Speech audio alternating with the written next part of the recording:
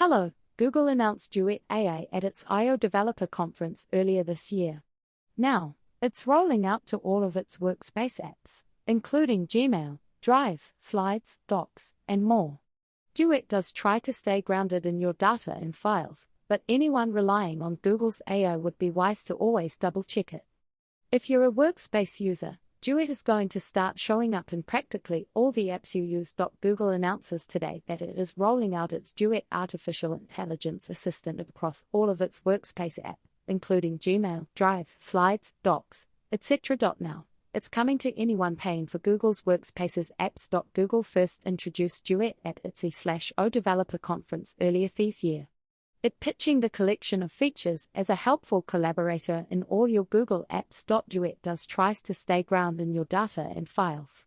But thanks for watching. If you enjoy short news like this, please consider subscribing to my channel. Until next time.